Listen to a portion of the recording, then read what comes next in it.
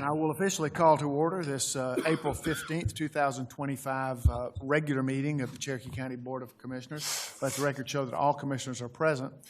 First order of business would be to ratify closure of executive session with nothing coming out of that meeting for action here tonight. Make a motion to ratify closure of executive session with nothing coming forth. Motion by Commissioner Carter to close executive session. Is there a second? Second. Second by Commissioner West. All in favor, please say aye. Aye. Any opposed, nay. The motion carries unanimously, and we are officially back in open session. I've just been informed that we do need to make an amendment to the agenda to delete the presentation we were expecting to have as 4.1. There was a mix-up in the notification of some of the prize winners for this artist contest, so that will be rescheduled at another time. Is there a motion to amend the agenda by deleting item 4.1? Make a motion to amend the agenda. Motion by Commissioner West. Second. Second by Commissioner Weatherby. All in favor of the motion to delete item 4.1 from the agenda, please say aye. Aye. Any opposed? The motion carries unanimously, and the agenda is hereby amended. I don't have any announcements. Anyone else have an announcement?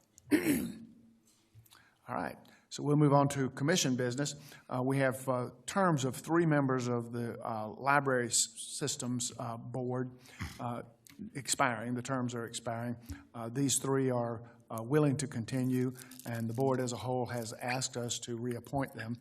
Pam Carnes, Eric Rain, and Hugh Beavers have asked to be reappointed. Is there a motion to appoint these 3 members to new terms that would continue through June 30th, 2028?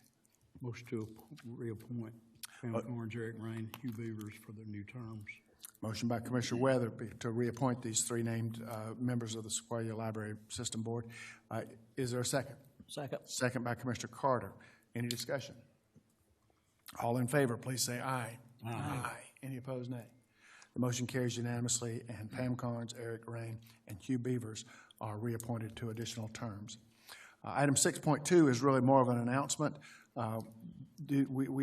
We gained 2 positions on the DBHDD, that's the Department of Behavioral Health and Developmental Disabilities Advisory Council, and we filled one of those, but we're still looking for somebody else who has an interest in that field to help represent Cherokee County on this regional board. So if you're interested, please let us know. We're looking for such a person. We have minutes from our April 1st meeting, 2025, and those include minutes for the work session, executive session, and regular meeting. Any comments, corrections, or a motion to approve those minutes? Motion to approve the minutes. Motion by Commissioner Weatherby to approve the minutes as presented. Is there a second? Second. Second by Commissioner Carter. Any discussion? All in favor, please say aye. Aye. Aye. Any opposed, nay. The motion carries unanimously, and the minutes for April 1st are approved. So that brings us to the first of 3 public hearings for this evening. Item 8.1 on our agenda is a public hearing to consider a noise exception permit under Article 2, Chapter 26 for Cremapaca Farms, sorry if I'm mispronouncing, also known as Milton Pro Players Park. Ms. Dana Spade from our planning staff will lead us through this. We do need to open this hearing. Motion to open the public hearing. Motion by Commissioner Carter to open the hearing. Second. Second by Commissioner Ragsdale. All in favor of opening the hearing, please say aye. Aye. Aye. Any opposed, nay. Motion carries unanimously. The public hearing is open. Ms. Spade, get us started. Yes, I'm going to pass these out real quickly. These are letters of opposition and support I've received since the work session. And then I only have 1 of each of these, but these are your bundles, basically. All right.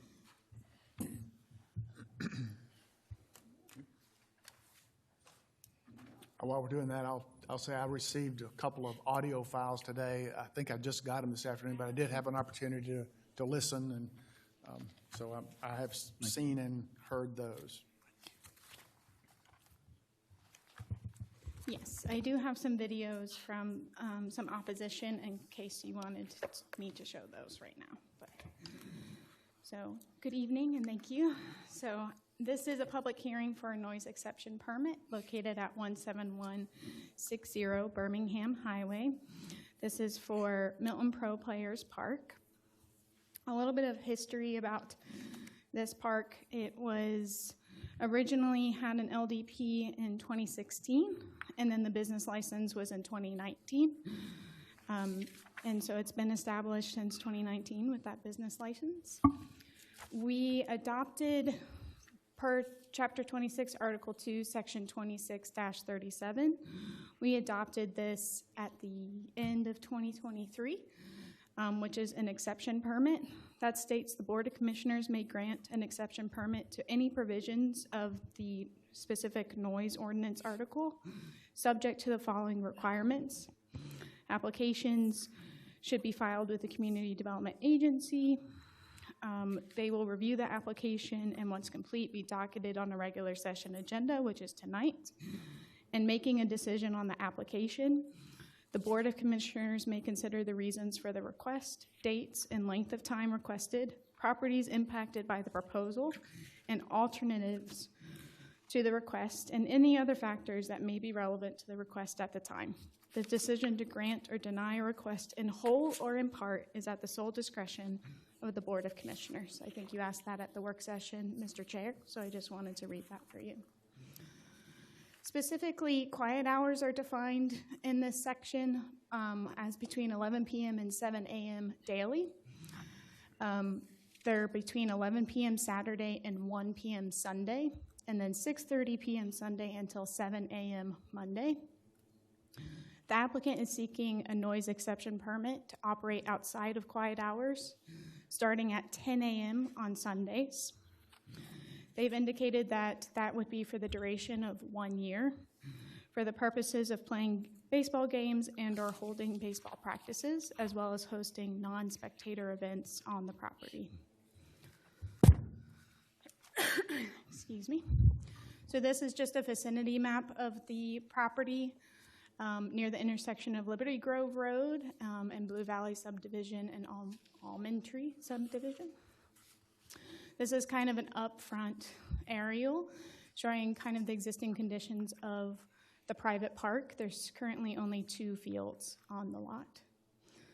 As I mentioned, they've been in business since 2019, so this was from that original land disturbance permit and what we call an as-built survey at the time. And then, of course, improvements over the years. So this is a recent one from 2021.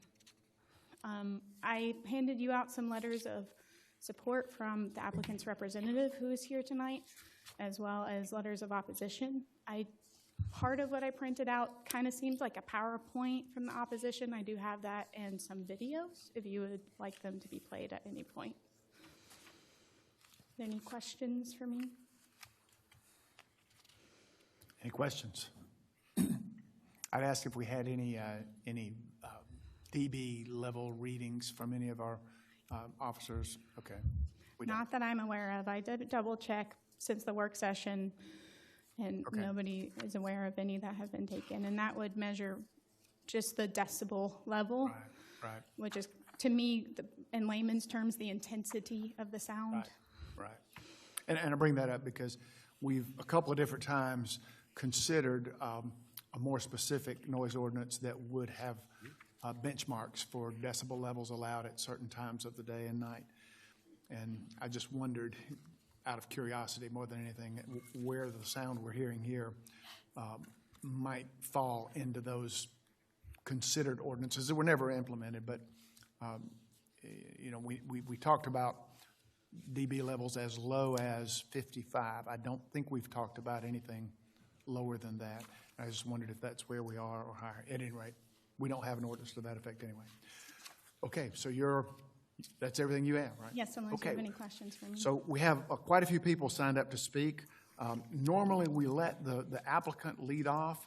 I'm not sure if the applicant, is that, yeah, Mike Zito is here. Yes, and his representative And is if you here. have a representative. So we give you first shot if you'd like to come up, Mr. Zito and/or representative.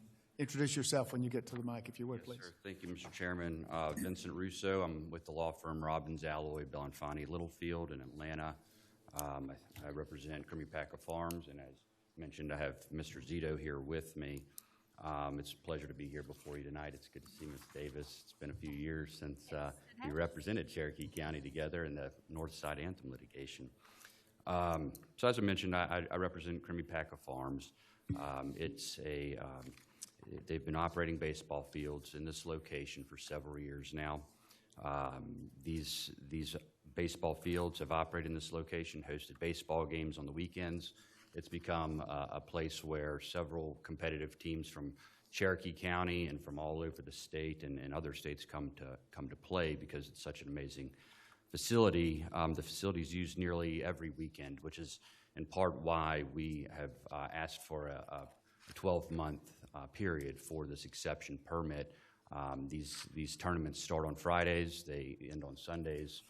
To be able to get through the games in a timely manner and to allow players to warm up, they have to start really earlier than the 1 p.m. start time. It's truly been a place of community where families go and get to cheer on their kids. We have submitted several letters of support, and just to mention a few of them for you. You'll see just from looking at all of the letters what a significant and positive impact Milton Pro Player Park has had on families in this community. Nick Markakis provided a letter of support. He grew up in Cherokee County. He coaches 2 of the teams that play there. He, of course, played Major League Baseball for 15 years and is part of the Cherokee County Hall of Fame. Another one that I just highlighted for myself as I was going through them is from Justin Edwards. And Mr. Edwards said, for years this park has served as a central hub for local families, teams, and aspiring youth athletes. Additionally, it serves as a destination venue for some of the most competitive baseball in the country. It offers a safe and structured environment where children and teens can engage in healthy physical activity, build lifelong friendships, and develop critical skills. The impact reaches far beyond recreational use. It hosts league play, training programs, tournaments that draw visitors from neighboring cities and counties, contributing to our local economy and helping foster a sense of strong community identity. Diminishing the purposeful operations at this park would be a significant setback, Mr. Edwards wrote, not only for our youth, but for our broader efforts to support community wellness and youth engagement.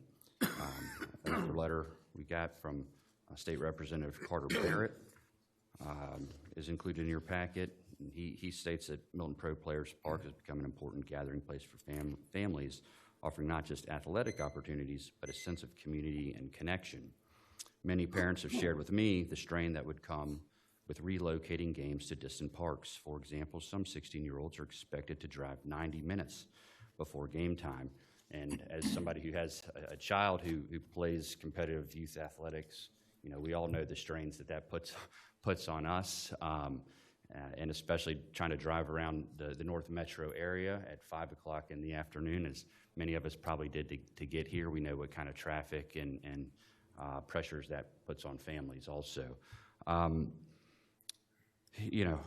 Others in the community, of course, have expressed that Milton Pro Player Park has just been a game changer. They can attend weekend activities with their families and so on and so forth. It's just really been a positive impact. And we have some other folks here that are in support and had several that would have loved to be here, but it's actually baseball season right now, and so they're with their families trying to meet their family obligations. Milton Pro Players Park has, like I mentioned, hosted tournaments, weekend tournaments for years without any complaints about the noise until recently. And last year, property owner filed a noise complaint with Cherokee County Marshal's office that there was noise coming from the property prior to 1 p.m. Now, that citation remains pending. I'm not here to litigate that citation. We will, of course, do that in due time. It is really the goal of Creamy Packer Farms and my client to try to avoid getting into extensive litigation and appeals with the county over the noise ordinance. As the chairman mentioned, there is no decibel level in the noise ordinance. Noise is defined under the ordinance as any sound which annoys or disturbs humans or which causes or tends to cause an adverse psychological or physiological effect on humans. The case that's pending involves several constitutional issues regarding this ordinance and whether it's unconstitutionally vague because it fails to provide notice of what it prohibits. You can't know what is something that annoys somebody, and the Supreme Court has said that. The Supreme Court has ruled on other ordinances in other counties and said that a noise is unconstitutionally vague. Somebody's trying to comply, doesn't know what annoys one person. What annoys one person might not annoy somebody else. And the same as to the term disturbs. And just last year, in fact, the Supreme Court reiterated that for an ordinance to withstand a challenge, that it is unconstitutionally vague under the Georgia Constitution, must convey sufficiently definite warning as to the prescribed conduct when measured by common understanding and provide explicit standards to those who enforce the law in order to prevent arbitrary enforcement. Milton Pro Players Park has been a big part of this community, and as we all know, baseball is just huge with the youth. And as I mentioned, we are trying to avoid having longstanding litigation over this ordinance, and we believe that getting a noise exception permit will allow us to avoid that fight, because that's not what Crummy-Paca Farms wants. That's not. They want to be part of the community. They're not looking to be embroiled in litigation with the county over the constitutionality of a noise ordinance, and that's really why we're here. The alternative is that Milton Pro Players Park can't host tournaments because they can't operate in the time frame that the noise ordinance allows. They can't operate before 1 p.m. You can't get in the games in time. So then what happens? All these families have to go travel somewhere else to play because tournaments aren't going to be hosted at that facility. And that's going to hurt the community. That's going to hurt all these families. I know there are neighbors here who are upset about lights. My understanding is the lights have been addressed from my conversations with the county about it, but that's not what we're here about. We're here about noise, and noise in a very limited period of time, 10 a.m. to 1 p.m. The sound of people cheering on their kids playing baseball, the sound of the bat hitting the ball, a lot of people would say that that's not annoying. America's pastime is something that they love. But unfortunately, the way this ordinance is written, it annoys somebody, and thus it's apparently a violation.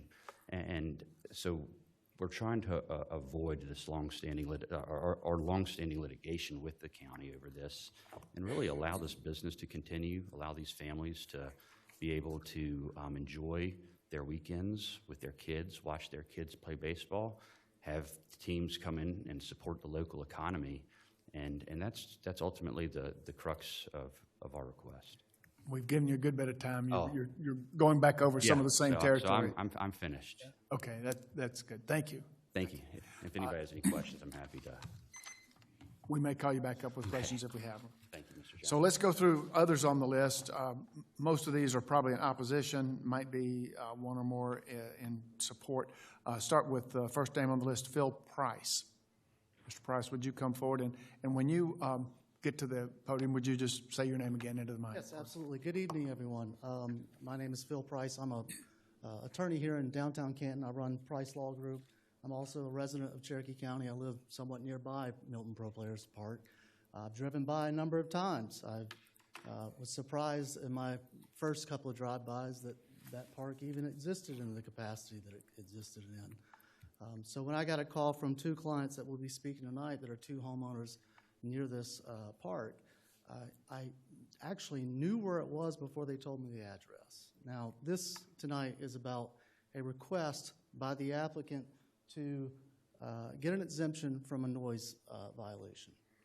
And if tonight were the beginning, there wouldn't be as many people in opposition, I don't believe. But this is the fifth or sixth year of, yes, Mr. Russo is correct. At first, it did not start as complaints because it started as pleas from these homeowners that surround this park. And if you look at the slide that you saw, you'll see that in that circle there are numerous neighborhoods, numerous different neighborhoods, of which I think they are all represented here tonight in opposition.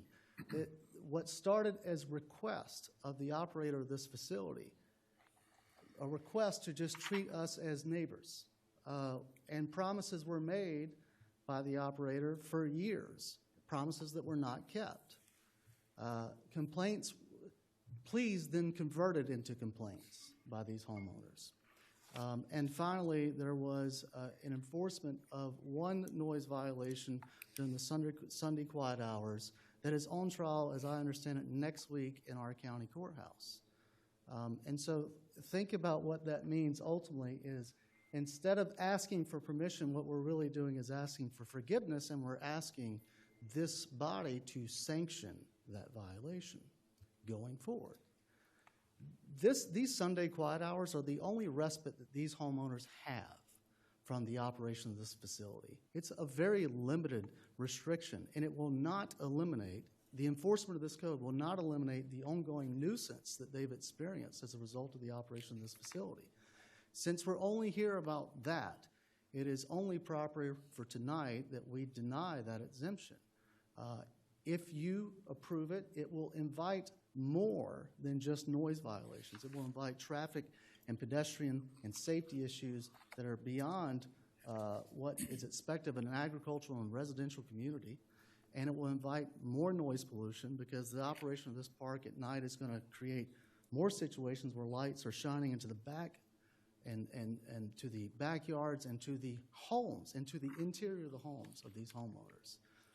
It's a very limited thing for these homeowners to simply say, follow the rules. They haven't done that yet.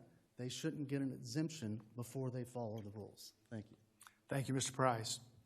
Next on the list is David Klanick.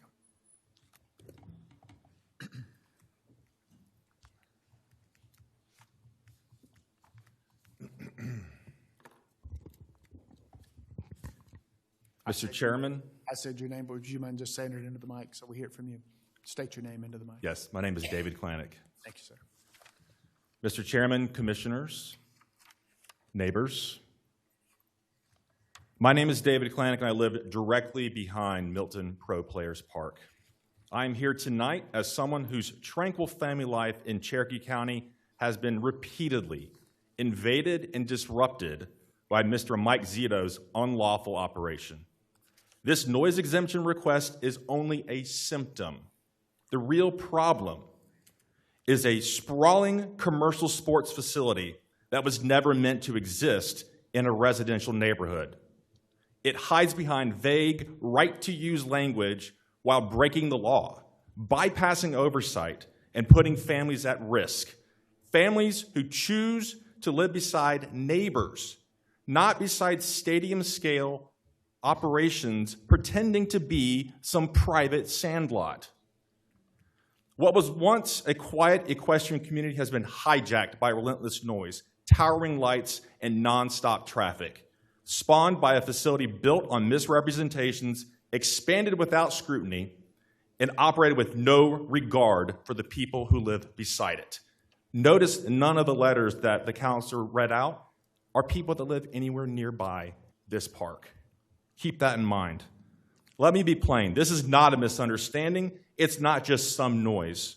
It is not a few backyard ball games that have gone a little too far. 6 days a week, counselor, 6 days. It used to be 7. With few exceptions, mine and 8 other households endure relentless ping of aluminum bats echoing from dawn until almost midnight. Shouts and screams from rowdy, obnoxious spectators pouring into our homes, floodlights blasting through bedroom windows deep into the night, foul balls striking rooftops, slamming into cars, landing in the yards of families, children, and elderly people. There is an assisted living facility, sir, right next to your park. These are people in their 80s and 90s, people who believed they were safe in their own property. This man unceremoniously wedged a sports complex between 2 quiet residences. It is not a tacky eyesore. Not only, it is dangerous. It is not safe and structured, by the way. Think about it. The exit velocities on these baseballs, I grew up playing it, by the way, can reach 90 miles per hour off of an aluminum bat because it's not just little kids playing there. These are top baseball prospects hoping to play college, hoping to go pro. These are skilled athletes propelling high-speed projectiles into a residential zone where families and seniors live, hoping that the next ball leaving the yard doesn't make somebody a headline. This sports complex belongs in an area surrounded by ample land as a safety buffer, not next door to residences, not 40 feet from people trying to sit in their back patios. Picture your child or your parent getting seriously injured walking to the mailbox. Now come to terms with the fact that it was completely preventable. How would you feel then? How would members of the public see it? How would the media view it? This isn't just a nuisance. It is dangerous. It is illegal. We have violations that are clearly documented with the county. Videos, audio, etc. When we asked for relief, Mr. Zito turned up the volume. He added more teams, more games, louder crowds, longer hours, more batting cage rentals, more traffic, more trash, more danger. The only thing that slowed him down was a citation for violating Sunday quiet hours. That gave us one morning a week and one evening, just one, where we could breathe without the crack of bats and the screaming of obnoxious people. Not to mention worrying about baseballs flying at our children and our neighbors. We're trying to accommodate your time, but. Yes, sir, I'm almost finished, I promise. Thank you. This is important. You know, I once spoke with Mr. Zito over the phone, and it was by accident. I was trying to track down the owner of roosters crowing at 3 a.m., and of course, they were his. During that call, he proudly told me he couldn't have gotten this park approved by the city of Milton. So he, quote, had to go 400 feet past the Fulton County line to build it in Cherokee instead. Let that sink in. He didn't choose Cherokee because his children live here. They live in the city of Milton. They live in Fulton County. He chose it because he believed our laws are weak, that he could get away with something here that he couldn't get away with anywhere else. So if you grant him this exemption, you prove him right. This facility should never have been approved. The initial permit should have had acoustic reports, lighting and traffic impact studies, safety buffer reviews, and formal public input. None of that happened. None of the surrounding neighbors were consulted, and our right to peaceful enjoyment of our properties was never considered. We're not asking for favors, we're asking for enforcement. Deny his request, investigate how this farce became a real operation, and 3, reclassify it where it clearly belongs. It is a for-profit special events venue. Treat it as such. The harm is real, the pattern is clear, and this community is at its breaking point. Please send the message that no one is above the law, commissioners. Thank you. Thank you, Mr. Kalanick. Next up to speak is, it says here Garth NFL. Maybe you'll explain the name when you get here.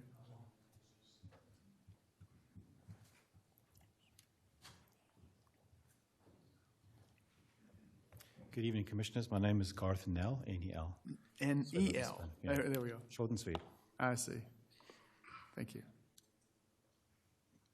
So I was quite surprised to hear a bit about family and community. All the families that live around there don't really play baseball on that field, so it's kind of interesting to note that.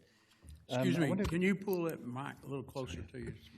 I do want to read a statement, though, from the senior living facility, which is right next door to the baseball field. The person actually isn't able to make the meeting today, so I'm going to read this on their behalf. As the owner of an elderly care home adjacent to Milton Pro Players Park, I strongly oppose the exemption from the existing noise ordinance, particularly on Sundays. My residents, many of whom are elderly and fragile health, rely on Sunday mornings as a rare period of peace and quiet in what has become otherwise a disruptive environment. For 8 months out of the year, we endure relentless noise, from the early morning clatter of aluminium bats to the late night roar of crowds, amplified music, and bright stadium lights. This constant disturbance is not only an inconvenience, it is a serious threat to the well-being of our senior residents who need restful, stress-free surroundings for their health and quality of life. Beyond the noise issues, safety has also become a growing concern. On more than one occasion, a baseball has hit our facility, bouncing off the building and narrowly missing the cars in the parking lot. This poses a serious risk to both our residents and visitors. The original permit for the facility did not account for the scale of activity we now experience, and allowing further expansion of its operations will only exacerbate these dangers. Expanding the disruption into Sunday mornings would strip away the only remaining reprieve our community has. Instead of granting Mr. Zito more freedom to operate unchecked, we should be enforcing stricter regulations to protect the rights of nearby residents, particularly vulnerable populations like the elderly.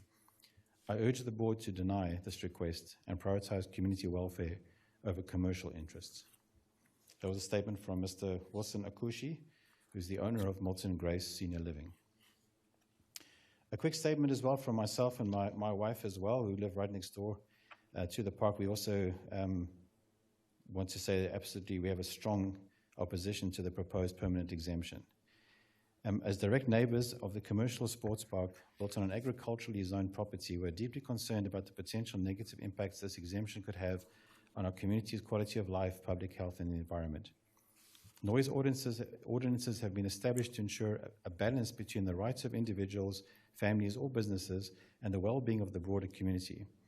A permanent exemption would undermine this balance, creating the following significant concerns: disruption of peaceful living conditions, a negative impact on property values, a precedent for future exceptions, which Mr. Phil Law alluded to earlier, the inability of our family to continue to advance our homestead. We've been putting off some projects because we're very concerned about the way this is going. Our home needs to be a sanctuary and a place we feel safe and a base to raise our family. I urge the city to outright reject this request so as not to compromise the community's well-being. Thank you. Thank you, Mr. Now. Next to speak, Chad Brazel.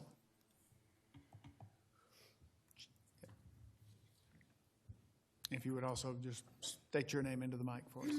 Chad Brazel, and I didn't really have anything really prepared, but as I was sitting here, and I don't live directly under the lights. I live approximately 3/8 of a mile from the lights, and they glare in our home during the night. You can step out on our porch, and you're welcome to come by anytime when the lights are on and see that's a fact. And while in the past there has been the goal of asking Mr. Zito to shut those lights down or put glare shields on those, and supposedly it's happened. You could come over this evening if you'd like to, and you would be able to see those lights shining brightly. I can hear the crowds being from that distance away. I can hear the bats. We don't have any baseballs come in our yard. But the fact of the matter is, I feel for our neighbors that live right under that, within a few hundred yards. It doesn't seem reasonable that we would allow an extension of these hours due to the fact that we don't live in that neighborhood. The majority of the people that come in, or there may be some that are from in-state, but there are a lot of tags from out-of-state that are coming into our area. And sure, they go to restaurants and what have you, but does that really bring a lot of income and tax revenue worthy of extending these hours into Cherokee County? I wouldn't think so.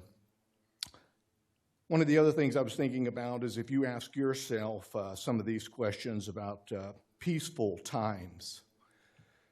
If it was your mom or dad, elderly, and you were looking at a home to place them in because they couldn't make it on their own any longer, would you want them at that facility? Where if they did have a nice morning to get some vitamin D on a Sunday, would you feel comfortable allowing them to be rolled out there when these things are going on? It doesn't seem reasonable. While venues like this are needed, because that was a comment in our county, they are needed. And I mentioned one in my letter, Emerson, Georgia. They have a complex. It's near their stadium and what have you. It's away from neighborhoods. It's in an area where you can hoot and holler and do all these things. There's restaurants in the area. There's a water ski recreational park there, and that's a good location for that. But within the neighborhood, it doesn't make sense. I was thinking, too, about a couple of examples of Mercedes-Benz Stadium, Truist Stadium. You know how, we all know how we are at a game. When our team is winning and they make a home run or a touchdown, we go crazy. And while you can try to control sound and people doing that, you can't control it. It's excitement. But the fact of the matter is, we live there and we experience that excitement. And so to allow extra hours It just doesn't make sense to me. Thank you for your time. Thank you, Mr. Brazel. We have signed up both Lindsay and Adam Potvin. In the interest of time, maybe you guys could tag team. You just, okay. You don't wish to speak? No problem. Okay. And then besides the applicant himself, the last one who signed up to speak is Priscilla Reinhardt.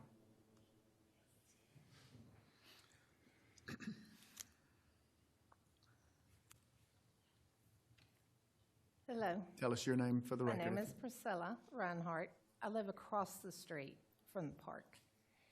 And this all started a couple years ago. I'm not sure which year it was, but when it actually broke ground, I called the county, and I wanted to know, why is there no sign?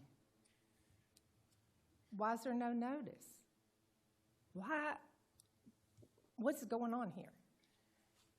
I was told that they're building a park and there's no permit because it is recreational. And I was pretty much told that's just the way it was. They didn't get a permit. Today, if you built it, you'd have to have a permit. Now, they got away with doing whatever. They are AG1. Why? Why? There's no animals over there. There's no farmland. And it is a business.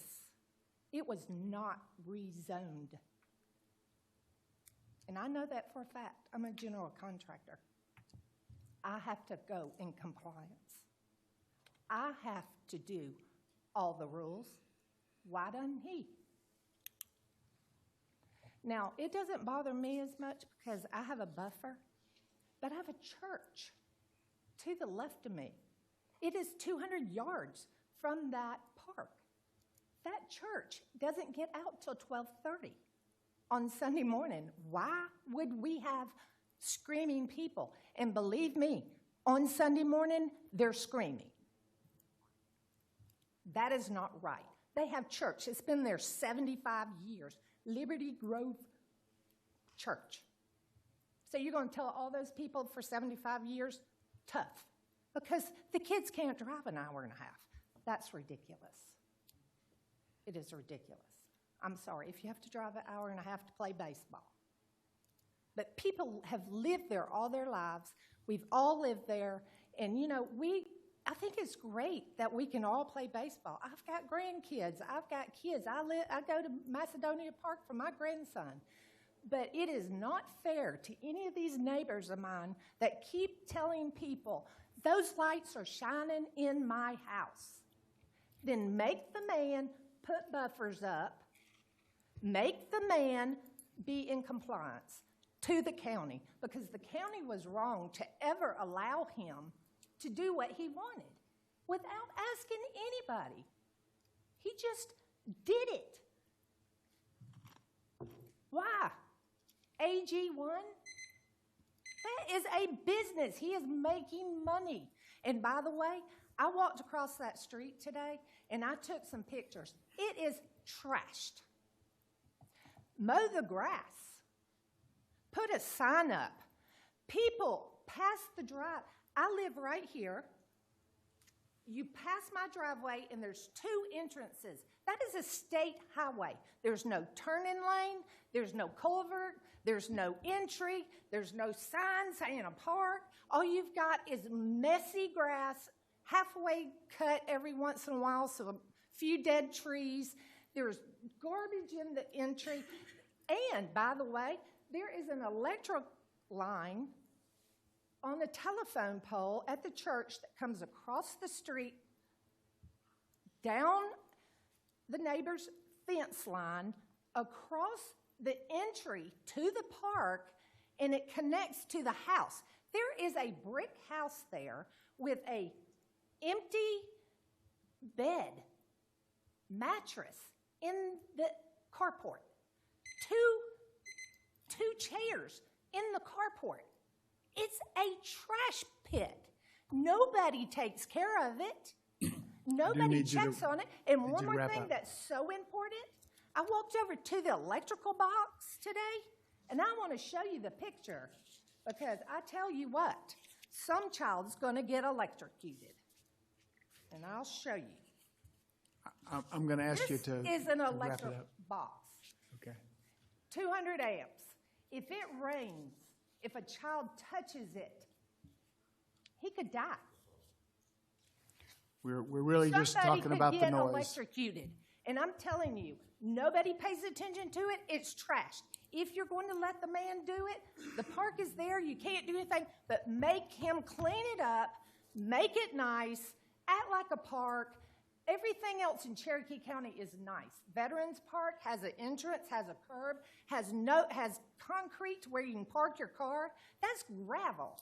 And I have Thank you, Ms. 50 Price. pictures. I'll be glad to show you what a trash pit it is. Thank you, Ms. Y'all should Reinhardt. clean it up, because it makes my property devalued. Understand. Thank you. So we have, that's everybody that's on the list, unless Mike Zito also signed up himself. If you'd like to say a few words, you can have just a couple minutes to do that. Sure. Hi, my name's Mike Zito. You've heard a lot about me tonight, and I'm sorry that I'm standing here before you. I wish I wasn't, but, you know, all this talk we've heard about no permits, and I've had tons of permits. I have septic permits, I have LDPs. If anybody knows how expensive it is to build a high school turf baseball field and a high school turf softball field, it's you guys. You're building one right down the road from here, right? So you know it's not thousands, it's millions of dollars, right? I met with county staff on 3 occasions at the Thursday meetings before I even knew I wanted to do this. And everything was okay. We had permits, we had Ben Morgan on the sewer side and the detention, and the gravel parking lot's there because they wouldn't let me pave it, by the way. The power line, the 200 amp power line, is a cable line that's down that I can't put up, right? I can't touch that. Grass is cut regularly. You might pass here now. We haven't started the season yet. We're starting soon. But the light shields can be validated by Dana. I worked with Dana on the light shields just in the last couple of months. I mean, everybody's talking like I need to put up light shields. Mr. Klanick sent me a legal demand letter last night saying I had to put up light shields in 30 days. They're up. The legal letter claimed that I needed to replant a buffer. We can check with Ms. Stallings and so on. The buffer has been replanted. The light trespass has been evaluated and it's been approved. I followed every rule. Even when we expanded the field for high school kids, we went and got a septic permit, right? You know, that's all we thought we had to do. Then we were told we needed to do a full-blown LDP. Tens of thousands of dollars, we did it. We've paid our dues, we've asked permission, and we've done everything by the book. And I find it unfair for me to be standing here with this slide up here, and I don't know what I can do on my property on a Sunday. Can my kid bring his friends over and play catch? Can the church come over and play kickball? Can I have a practice with no spectators? What is allowed? It's so vague, and I've spent thousands of dollars with lawyers working with Mr. Day, Mr. Bowen, trying to just figure out what am I allowed to do? It's uncomforting to know that if my kid goes out there, or better yet, the neighbors in Mr. Klanick's neighborhood across the street from him worked and played at the park, and his brother did as well, and his neighbor to the right. And they're out there. They have full permission to go out there anytime they want. I mean, I might have to barbed wire the place up because one time I went out of town to Hoover to watch my children play baseball, and the tournament organization threw on 2 games on a Sunday morning. And that's why I'm in court next week. And they haven't played there since. So I really don't know what I can do. I've got more questions than statements, but I've been there longer than every adjacent neighbor. And Mr. Klanick's 1,600 feet away. He's not getting a foul ball in his yard, as emphatic as he might have made you think that. And I've tried to work with everyone. We've put up buffers. We've planted thousands of dollars worth of trees. I'm in development exercise with one of my neighbors, Mr. Harriman. I just appreciate your time. Thank you very much. Thank you, Mr. Zito. That's everyone on the list, and really, we've used a lot of time. I don't think we can add any more at this point, so I would ask that we close the public hearing. Motion to close the public hearing? Motion by Commissioner Carter to close the hearing. Second. Second by Commissioner Ragsdale. All in favor of closing the hearing, please say aye. Aye. Any opposed, nay. The motion carries unanimously, and the public hearing is closed. So the question is before us for decision, really. Any thoughts? Well, Mr. Chairman, that's in my district. I've been aware of this situation for a number of years. I find it disconcerting that counsel for Mr. Zito would come up and basically issue a veiled threat with litigation if we don't approve this, that, you know, we're going to litigate it and go to court. Well, you're right. You know, you can do that. Actually, he's got to go to court because. But I'm, you know, and you can do that. But one of our responsibilities is to the residents of this county, and they are entitled to the quiet enjoyment of their property. Most of the times during the week when there's ball being played, obviously that's not happening. And now we're getting a request to cut down on some more of that quiet enjoyment time by granting an exception for the noise ordinance. I'm not inclined to do that. I think those folks with the light intrusion that some people are still seeing, I don't know why. If the lights are shrouded in downward focus, that shouldn't be happening. If it is, you know, then we need to look at it. But the folks there, I don't want to take any more quiet enjoyment time away from them. So I'm going to make a motion to deny this application for the exception permit. Motion by Commissioner Weatherby to deny the request for the exception. Is there a second? I'll second it because the church across the street's my main concern. Just because of traffic, there's a lot of elderly people coming in and out of that church. You know, and my definition would be any organized ball games or practices, you know. Somebody's out there walking their dog or whatever, that's one thing, but, you know, an organized ball game or practice to me is what my definition of quiet time would be. So I would second the motion just because of the church and the elderly people in the neighborhood. So we got a second from Commissioner West. By way of discussion, you know, let me add this. You know, our noise ordinance is vague. I don't really know how a judge will rule on this. Honestly, I'm kind of interested to know. And I'm not inclined for us to intervene until we see. You know, as I mentioned, when we've talked about decibel-specific ordinances, the numbers I've always proposed were numbers like 55 during the quietest times, 65 during the evenings, 75 during the daytime. I'm not sure this is going to measure out over 55, to be honest with you. I don't know. I've used a noise meter myself, and you'd be surprised how low they register. So I don't, and again, our ordinance doesn't even have those levels, so it's really going to be up to the magistrate judge if and when it goes to court to decide. He'd probably like us to decide for him, so he doesn't have to. But I'm more inclined to hear what the court thinks. So I would rather let it play out in court than us intercept and intervene in that thing. Any other comments? I tend to agree with you, Mr. Chairman. You know, I've been looking on the GIS here, and a lot of the complaints about balls hit on the roof and in the yard. There's really only two properties that's even a potential.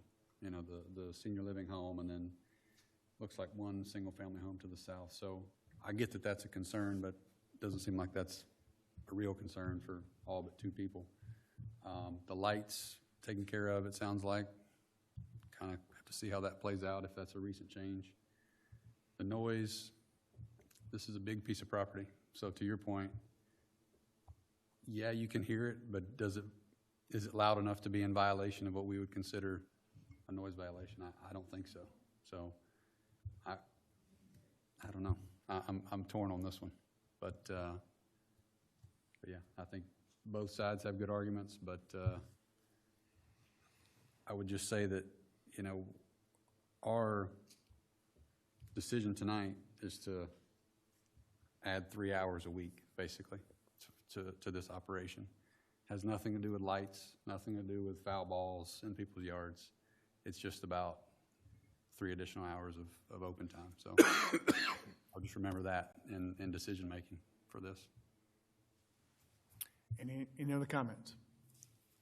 All right, we'll call the question. So we have a motion and a second to deny the request for this exception to the noise ordinance.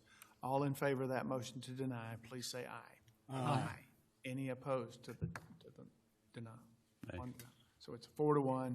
The ayes win. The motion therefore is carried to deny the request for the exception with a 4-1 vote, Commissioner Ragsdale dissenting. All right, so that one's done. Thank you all for coming. I don't know if it's going to turn out to be the answer you want. Any of you, if you wish to leave now, we understand. We got a couple more hearings to go. We'll give you a moment to do that if you wish.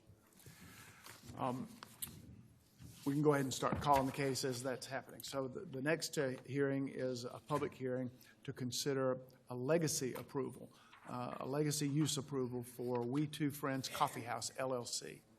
We need to open that hearing, please. Motion to open the public hearing? Motion by Commissioner Carter to open the hearing. Second. Second by Commissioner Ragsdale. All in favor of opening the hearing, please say aye. Aye. Any opposed, nay? The motion carries unanimously. The public hearing is open. Mr. Trawick will lead us through this one. Thank you, Mr. Chair, members of the board. This case is regarding 4651 Union Hill Road. The request is kind of 3 parts. The first one is for a legacy use to reestablish a former general store into a coffee house and gift shop known as We Two Friends Coffee House, LLC. The second request is a variance to Article 12, Section 12.1 of our zoning ordinance to reduce minimum parking standards from 12 to 9. And then the last variance is a request to standard detail 210 for a non-residential driveway to eliminate what would be required as a deceleration lane. So they're asking to not install the deceleration lane. Those requests are illustrated here. So in a sense, it would be 3 separate motions if you decided to make a decision this evening. Mr. Chair, for reference, this is the property in question. It's roughly 11 acres in size. It is in the agricultural zoned zoning district, which is similar to other properties immediately adjacent to this property. And it does fall within the country estates character area, which generally supports large lot estate residential as well as agricultural land uses.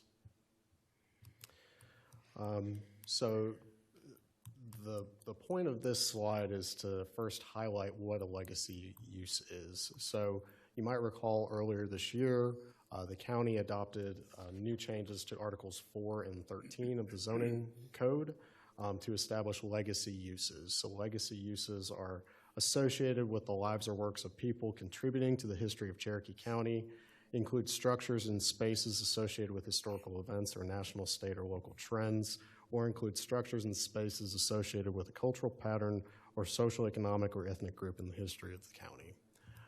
So as part of this, it does have to come before this board, is essentially to allow for an older use that exceeds our grandfathered status of 6 months and actually beyond 2 years to be reestablished if there can be evidence and proof that there was one that, number one, existed, and number two, was historically significant to Cherokee County. So initially, letters A through E indicate what must be basic criteria to establish or request a legacy use. So letter A talks about the building or structure which previously contained the use must exist on the property and been in existence prior to January 1st, 1969. The applicant indicates that this building was one of 4 general stores in the area, and it was constructed in 1950 as J.B. Mathis General Store. B indicates that the use must be permitted in the O&I and NC zoning classifications. We referenced what the proposal is for a gift shop and a coffee shop. Those North American Industry Classification Systems codes from the Census Bureau are permitted under NC zoning.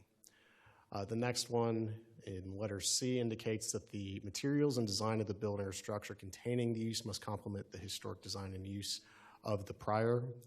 So in this case, this is a cinder block building. It was constructed and remains a single-story 1,200 square foot building. And most of the work that has been done on this building are interior renovations as well as some painting on the outside, which leads to letter D. The proposed legacy use may not exceed the area, structure, or building of the prior historic use by more than 25%.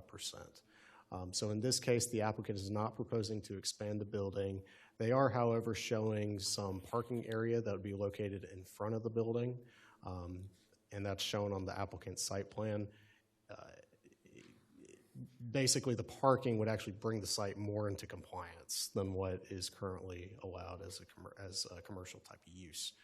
They are asking for a variance to reduce that down to 9 spaces. However, with parking, they are providing an ADA parking space for accessibility and adding some parking spaces for people that would come and visit the site.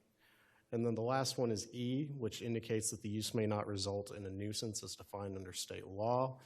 We've provided the state definition of nuisance, which is a nuisance is anything that causes hurt, inconvenience, or damage to another, and the fact that the act done may otherwise be lawful shall not keep it from being a nuisance.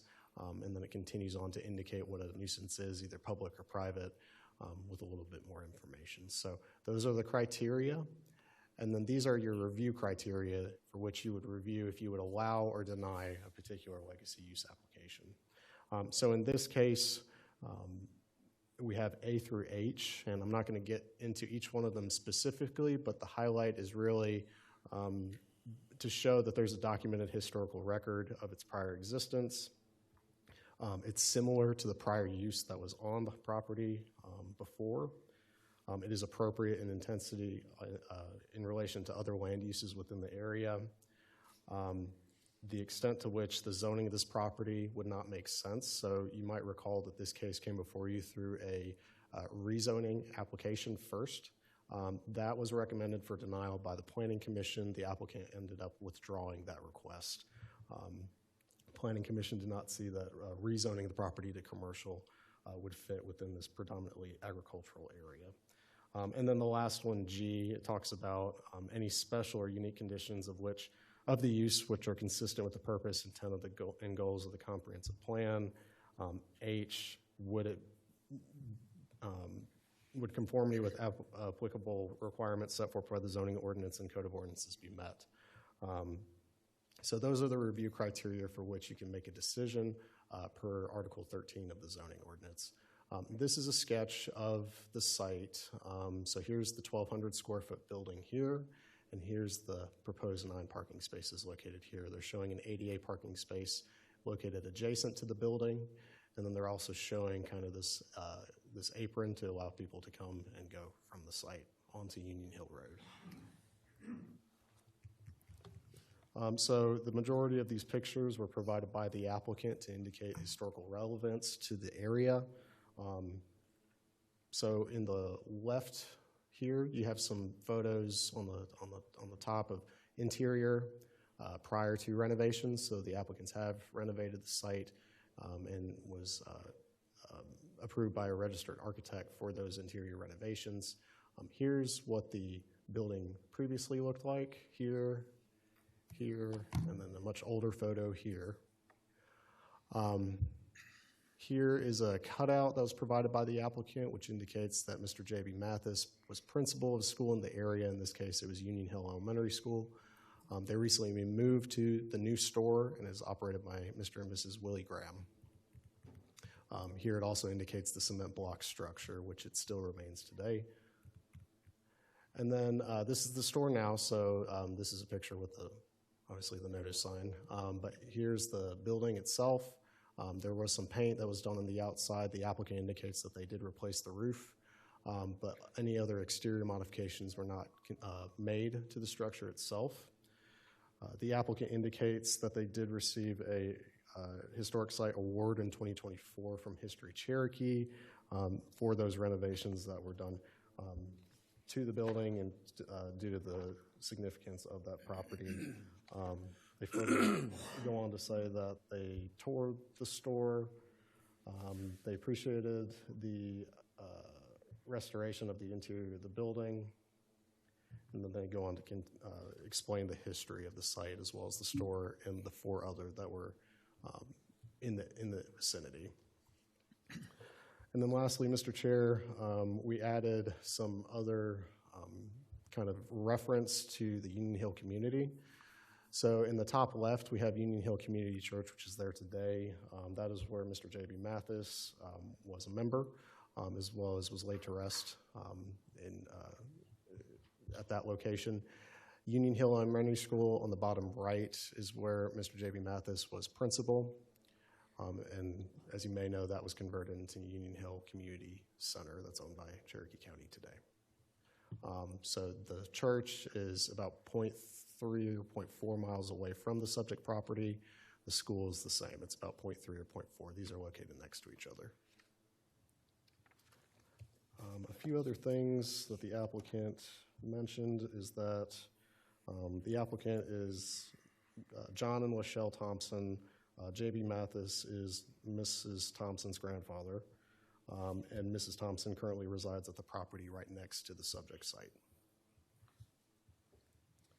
And I believe that is it, Mr. Chair, from me. Again, this is a request for a legacy use and the 2 concurrent variances. This is a public hearing, so those in favor or opposition to the request are also welcome to speak. All right, thank you, Mr. Trawick. We just have the one person signed up to speak, the applicant, John Thompson.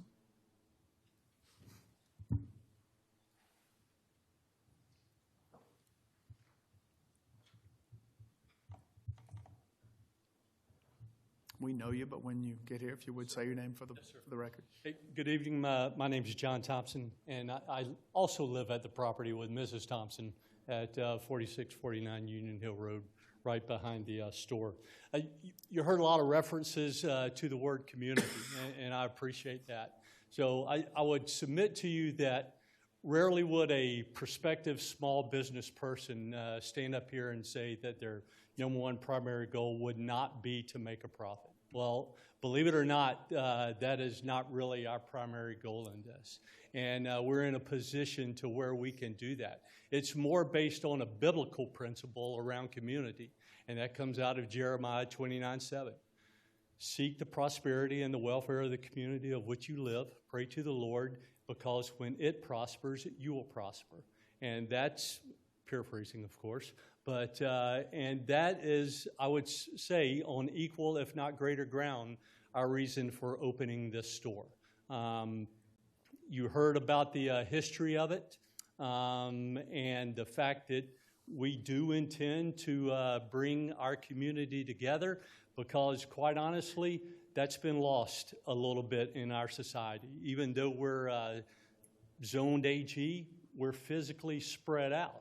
We don't physically join each other all that much anymore like we used to back in the day.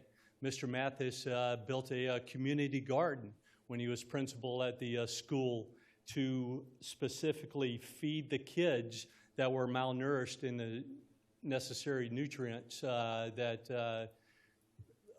those days. And not that I'm going to be planting a garden and feeding kids, but I will welcome the community, each and every one, in fellowship and just join in great conversation. As many of you know, I was in the military, and over those 30 years, we lived in 14 places. And those 14 places, we sought out community. And where there was no community, we try to foster a community environment as much as possible. So we're all behind that principle of, fostering that community environment, because we know that makes each and us not only individually better, but collectively better. With that, thank you. Any questions for Mr. Thompson? All right, thank you, sir. Anyone else wish to speak about this item, for or against? All right, we can close this hearing. Motion to close the public hearing? Motion by Commissioner Carter to close the hearing. Second. Second by Commissioner Ragsdale. No discussion. All in favor of closing the hearing, please say aye. Aye. Any opposed, nay. The motion carries unanimously. The public hearing is closed, and the question is before us. as I understand it, we need to separately decide on whether to grant the legacy use as requested, and then to decide whether to grant the concurrent variances. Or do you think we do that all in one motion? What's your preference, Attorney? I think it's fine if you're very clear to do it in one motion. All in just one motion if we wish? If you're clear. Yeah, I would You just need caution. to get both, all components. Yeah, I would just caution if you plan to provide any conditions that were discussed at the work session Oh, yeah. only to the legacy use, you might want to do it two different. If it gets more Yeah, complicated. good point. All right, thank you. All right, so floor is open for discussions and potential motion. Mr. Chairman, that's in my district. We need to do this in two motions then? Is that what- Not necessarily. Necessarily. I'm thrilled to death that they have saved that building, that historic building. And the county has been working on doing that to a lot of the other general stores in this county. And I think, if I'm not mistaken, we started an inventory, did we not, Thomas? On how many of these we have in the county. Just don't want to see those fall into disrepair. But this was wonderful that they've redone this building. And so I would put forward a motion to grant the legacy use and the concurrent variances. So we have a motion to grant the legacy use, including the two requested concurrent variances. Motion made by Commissioner Weatherby. Is there a second? I'll second it, and I'd also like to say maybe this will entice other people to go out and restore these old buildings, because I'd like to see them come back to life. Second by Commissioner West. I agree. Actually, this was the catalyst for us to create this legacy use provision in our zoning ordinance, which we needed and will in fact encourage or more liberally allow this. We've let a couple of these get away during my tenure on this board, and I've hated to see that. Any other, we discussed, discussion of the motion, I discussed the possibility of providing a sunset provision with this approval such that it only extends to and applies to the We Two Friends Coffee House, LLC.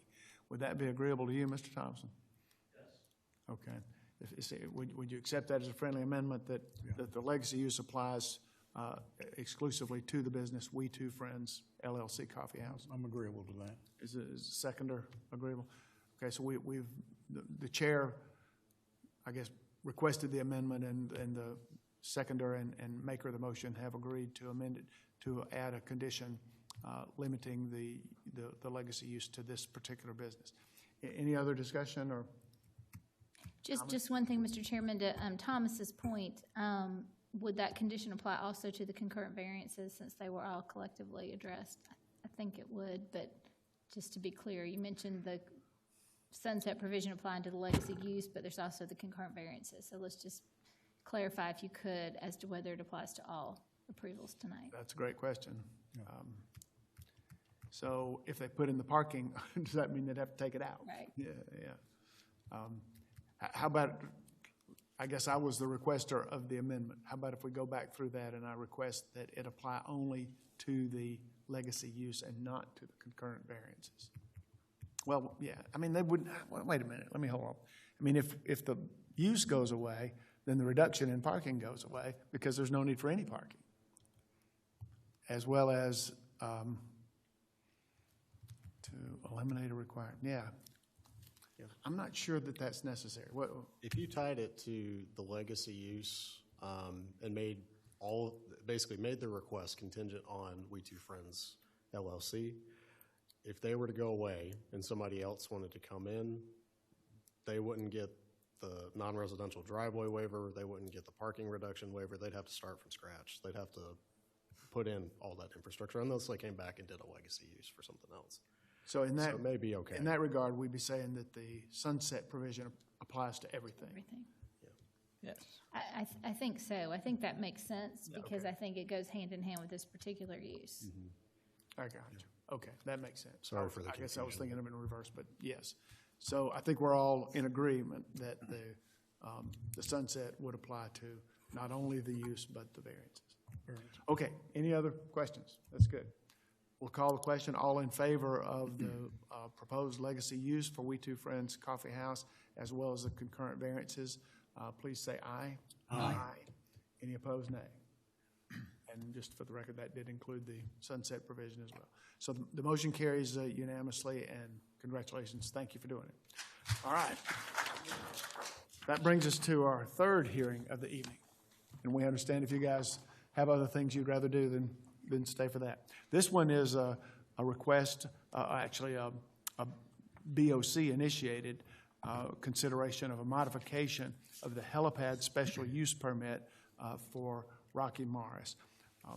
We need to open that hearing. Motion to open the public hearing? Motion by Commissioner Carter to open the hearing. Is there a second? Second. Second by Commissioner Ragsdale. All in favor of opening the hearing, please say aye. Aye. Any opposed, nay. The motion carries unanimously. The public hearing is open. Mr. Trawick will introduce this one for us. Thank you, Mr. Chair, members of the board. This case is a board-initiated modification of prior zoning conditions for case 22-06-026S. This is specifically pertaining to the special use permit that was approved for a helipad SUP. So this property is located, as you can see on the screen, at 2700 Cox Road. This property, here's an aerial of the subject property, and it is currently zoned agricultural. In September 2022, this board, just a little history, did approve the special use permit for both a special events facility as well as a non-scheduled chartered air transportation, or what is often referred to as the helipad special use permit, affiliated with case 22-06-026S filed by William Morris. This is the resolution that was approved by the board in 2022. As you can see, the special event facility approved with conditions and the air transportation approved with conditions as well. Earlier this year, there were some violations that came before this board. This board made a decision to not revoke the helipad special use permit due to the prior condition violations, and instead called for this public hearing to modify those zoning conditions to possibly tighten them up a little bit. Here we have that resolution, which ultimately led to the non-revocation of the helipad special use permit. Here you can highlight the violations to certain conditions that kind of warranted that discussion for revocation, but ultimately on February 18th of this year, that was denied. So that brings us to the proposed condition changes to the helicopter special use permit conditions. So I'll go through these as clear as I can. Let me pull up my notes real quick. Okay. So for one, we stated the special use permit shall be expressly limited to a single heliport helipad, often referred to as the helipad, for the purposes of this SUP, and it clarifies what it is. So in this case, the helipad is what it kind of rises up out of Rocky Lake Estates, the lake itself that's on the property, and then it takes the bride and groom off the property. There's one landing and then one takeoff for event, basically a wedding. So this change to number one is to clarify what the helipad actually is. Two indicates it's a little bit more specific for compliance. The applicant agrees to provide a signed affidavit accepting responsibility of these helipad conditions, indicating all requirements have been met and agreeing that all conditions will be maintained and complied with so long as this special use permit is effective. So that's just to clarify that's more specific to the special use permit and those conditions that are listed here. Three, we talk about in the event that there's a removal of the helipad or ceases operations for consecutive 12 months, then the Board of Commissioners may proceed with revocation of that special use permit. And what was added is without regard to any notice of opportunity to cure provisions contained in the zoning ordinance, and it has a section of reference. 4, FAA requirements to the extent applicable. The helipad shall meet all FAA requirements and standards, and just specific for heliports, helipads, and helicopters. For 5, not much of a change there. For 6, this is to clarify a single helipad located on the property, and that anywhere else may be in violation of these conditions. For 7, this is just to clarify approached zones within an approved flight path, and that's already listed within the resolution for this case. 8, changed to number 8. Number 9, this is where there's added language that basically indicates that any deviation or violation from the flight path that was approved could warrant a violation of these conditions. Thereby, it could be a violation of the special use permit entirely and could cause further revocation of such. 11, we get into the helicopter trips. The hours would remain the same, Monday through Saturday. 26 within a 12-month period. And then added language which indicates that in the event of weather or other issues, whether from the helicopter or the helipad, basically should not, they basically wouldn't be able to land on the property unless it was if it was in violation of the zoning or the zoning conditions. That could constitute further discussion for revocation as well. So that's just to clarify, if they're not meeting that, that could be a violation. Not much in 12, 13, we get to 14, which indicates that if there is a violation, the Board of Commissioners may immediately terminate the special use permit without regard to notice per section 18.4-10. 15 was added to indicate similar language in what we see in 11, 9, and number 6.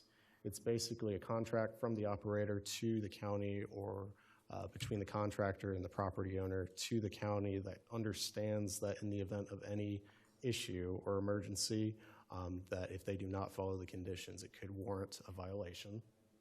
And then the last one is emergencies. So essentially, if there is an emergency or an issue that arises, that would be the decision making would be the sole responsibility of the operator or the owner, and any violation of these conditions could in turn be a violation of the special use permit specifically.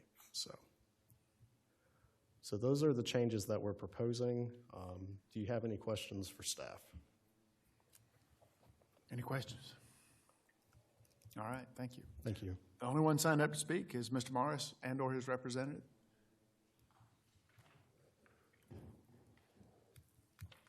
Good evening, gentlemen. Rocky Morris. I guess we all know that by now. Well, I guess first I'd like to say, after hearing these other zoning cases, and I end up spending a lot more time up here than I ever planned to, but y'all do too, I guess. So, but in hearing this case earlier, where there's so many people opposing it, and you've got my situation where 98% of my surrounding neighbors support me. You don't hear any of these complaints about noise. You don't hear everybody around there. You've got basically 2 people that have an issue with it, and we do follow all the rules. We landed in the parking lot one time and got 5 citations, and Mr. Weatherby Sunday brought me the draft of what these new conditions are, and I mean, it's harsh, but it's, something I think we can live with.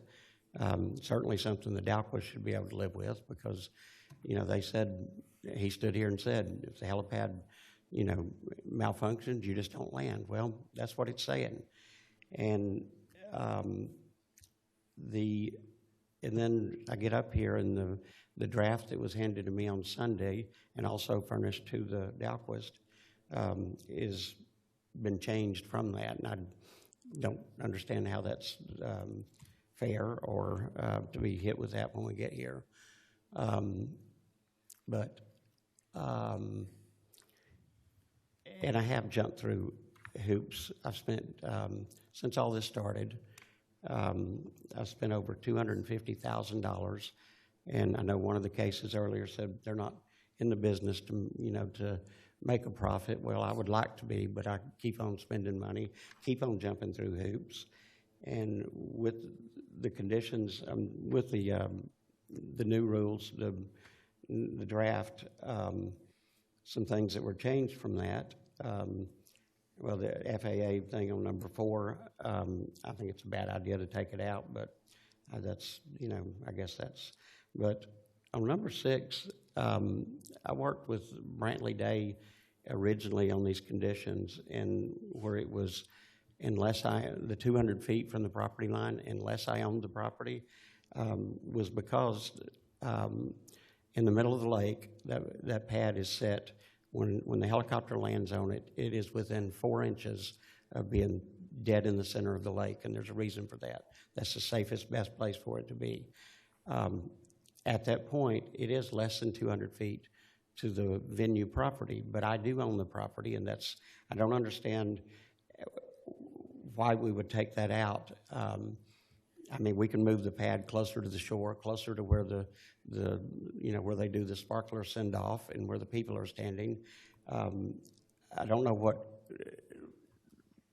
the goal here was, to tighten up the conditions. Well, let me interrupt you on that one. I think, quite honestly, we got confused and maybe concerned about what you were fishing for there. If you're talking about that, if you're as long as it's clear that the helipad is the only place you can land the helicopter, and the helipad has to be in the lake. Yeah. Then we're probably okay with your ability to move the helipad as necessary within the lake, as long as it's not closer than 200 feet from a property line of property that you don't own or a relative doesn't own. Well, it is So we may give you this one if it's important to you, as long as it's clear that it doesn't mean you can now land over on the land. Oh, no. I think it's very clear with everything else that's been written in here that it's the only pad, and we land on it. But when it is in the center of the lake, best place for it to be, it is closer than 200 feet to the property line. I own the property that adjoins it. Right. I think we can work with you on that one. Okay. As long as we can make it clear that we're talking about the pad is in the lake, and it's still 200 feet from anybody else's property. Correct. Yeah. Okay. Well, that is great. The other things, all these other conditions are basically, for the most part, with some stuff added on to them. It's stuff I've already done. It is a lot of time and money. And I put, it was added on the last page of the one that I got, that, and now it's been taken out as of today, I guess. Any and all conditions met by the original SUP, such as but not limited to, paragraphs 2, 5, and 7, should not be required to be repeated. Cherokee County has all of this information on file. Is there a reason that I have to go back and jump through these, do this stuff that costs me more money? I mean, for God's sakes, I've spent enough money, to jump through these hoops and make this happen. And I think we understand it, and we think it's clear that we're not asking you to redo something that is a one-time type process. For instance, you got your building permits. You don't have to go through the building permit process unless you build something else. Right. But there are some components that are ongoing compliance, and we would expect you to do those. That's what we're talking about. We're not expecting you, I don't believe, to redo anything. Is anybody here thinking we are? We're not expecting to redo. The three that we named, I mean, it is, having a third-party engineer come back out and certify it, that's already been done. Right. I don't think we're contemplating that. Okay. We're just talking about some ongoing compliance reporting that's part of the ongoing permit. Okay, so I do not have to do all these other things. It's already let's been hear from done. That's correct. I think those paragraphs include ongoing obligations that we want to continue to be ongoing obligations, but no, we're not requiring new building permits, new certificates. But as to paragraph 2, that compliance affidavit, we would expect that again because you would be referring to the fact that you're going to comply with these new conditions. So we would have to have you resubmit an affidavit pursuant to paragraph 2, but that's not time-consuming or expensive to do. But that would be necessary, or else we have you agreeing to apply and maintain and comply with the old conditions, and we want you to agree to the new conditions. So we still need paragraph 2 to be resubmitted, but everything else that's been submitted would not have to be redone. I think the chairman's understanding and thoughts there. I think the concern in the removal of it was based upon suggesting that 2, 5, and 7 somehow are completely satisfied with no ongoing obligations. Okay. And we just wanted to clarify that. All right. So, Okay. well, that's fair, and we'll fly and stay on the path. Very good, thank you. Thank you, gentlemen. All right, thank you. So we don't have anyone else signed up to speak. I saw a hand go up. We can accommodate another speaker if you wish to come speak.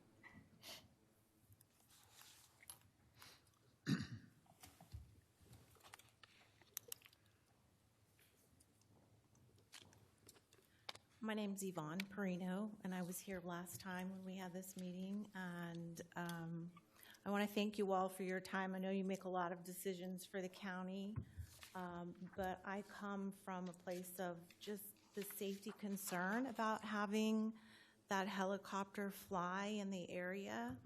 It's a densely populated area of neighborhoods.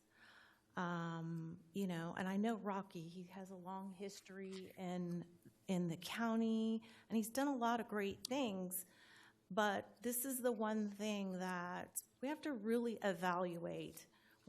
I'm not here to talk about the noise, which, you know, I know he made some accommodations with new speaker system.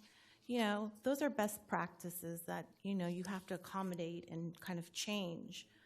But on behalf of some of our neighbors, and he might think that, you know, yes, sure, his business provides a great service, a wedding service, and, you know, it's a great occasion. But what many of us are concerned with is the safety aspects.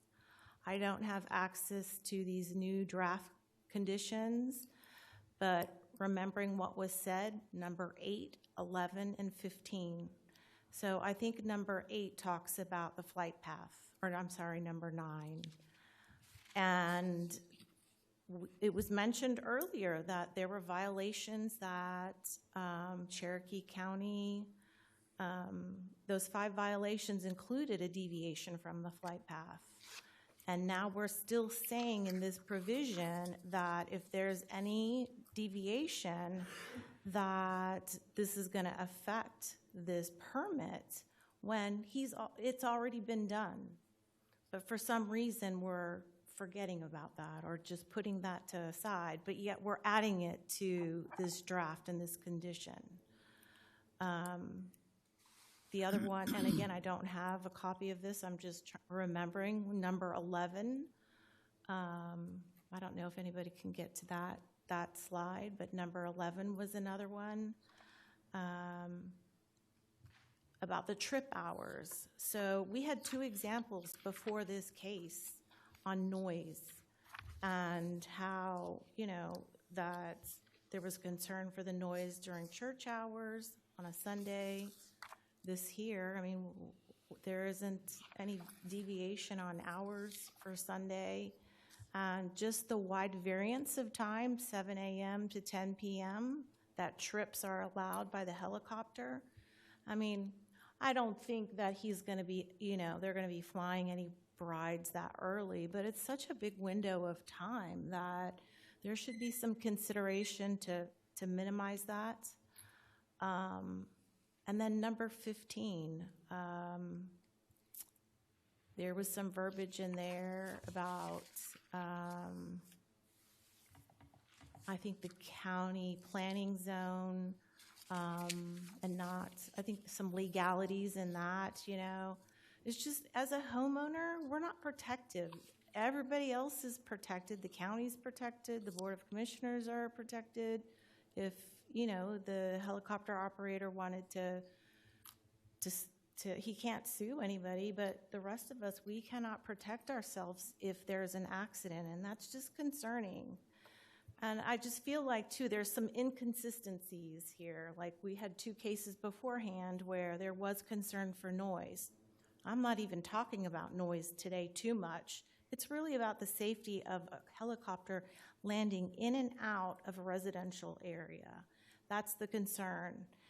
And this same board denied another business in 2023 his helicopter from flying on his personal property. And I think it was Mr. West made the comment on record that, you know, it was kind of in his area, and that, you know, it's a densely populated area too. So I would love for you to reconsider. You know, I know Rocky's trying to create joy in business for wedding couples, but does it need to escalate to helicopter? He can have his business, but, you know, what part of his revenue does he need this for? He just can have his wedding business, because it's going to escalate to something else. He's already asked if he can buy property in our neighborhood so he can start a VRBO. So it's just going to snowball. Like, when do we say what's at the top? I do need you to Of kind of the wind list. it up. So anyways, thank you for your time. Thank you. And let me get your name again before you go so I can make a note. Yvonne Perino. Tell me again, I'm sorry. Yvonne Perino. Prado, thank you. Yes, thank you.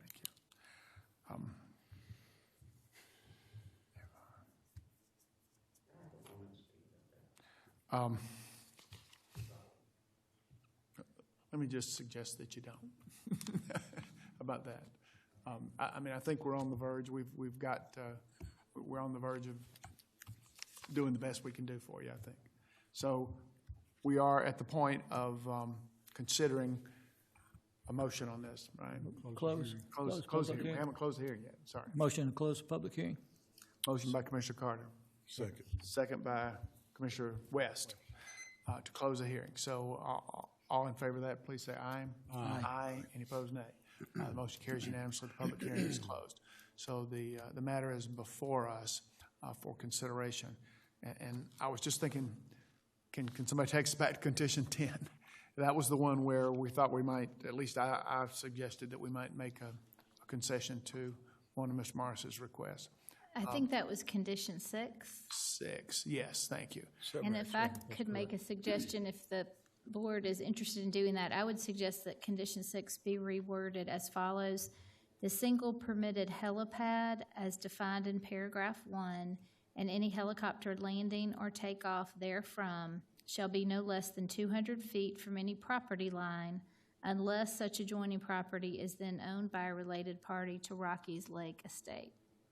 That's puts back in the language that he was requesting, but also clarifies a bit about the helipad's definition in paragraph 1, and then the remainder of paragraph 6 would continue as it's presented. Madam Clerk, do you, with the help of the recording, think you've got that sufficiently that you can help us capture what Ms. Davis just said? All right, so her suggestion is amend 6. Condition 6 with that language, and it does allow the substance of what Mr. Morris is asking for. So, I mean, that's a discussion. So It brings me back on board, okay. that provision. Yeah, I know you were speaking substantially in favor of that. So, does anybody have other comments or discussion, or is a motion? I make a motion that we approve the SUP as it has just recently been restated.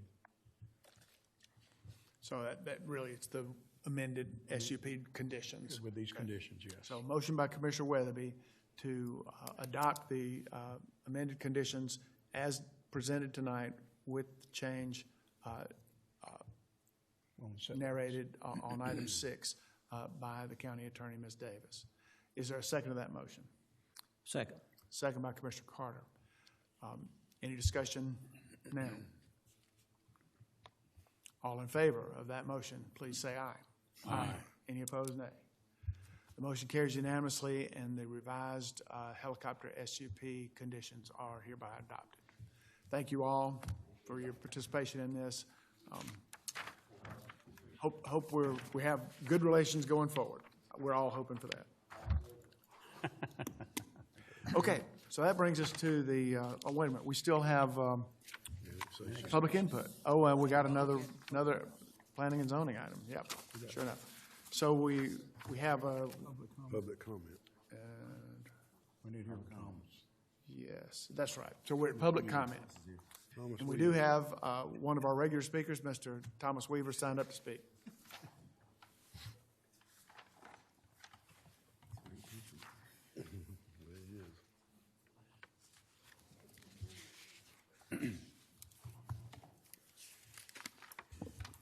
Good evening, Mr. Chairman, members of the commission. My name is Thomas Weaver, and in approbation of your rules of public comment, I reside at 131 Old Marietta Road here in Canton, Georgia, and the remarks that I'm going to make this evening reflect only upon myself and no other person, organization, or entity anywhere in Cherokee County. Thank you for recognizing me to speak, Mr. Chairman, members of the commission. Thank you also for recognizing me from way in the back. I have learned over the years to be quiet. I'm glad that I wasn't soon forgotten. However, what a heartbreaker, right? Yeah. I waited in bated breath until the last moment down underneath the Golden Dome, wishing and hoping and praying just like the song goes, and then out of nowhere the lieutenant governor adjourned his camera. Sine die. Couldn't believe it. 3 hours early. Heartbreaker. I would hope that the momentum hasn't been lost on the host, though. It didn't make it. The one that did make it is going to have to be vetoed because it can't be effectuated without its companion legislation in accordance with the enabling section under that bill. It would be my ask of the commission, I guess they say third time's the charm, right? To just please don't lose the faith. And I would ask that you, if it should meet with your approval, to continue to work with our Cherokee County Legislative Delegation and our legislative delegation chair. I don't know if it'll be the same chair for the second half of the biennium or not.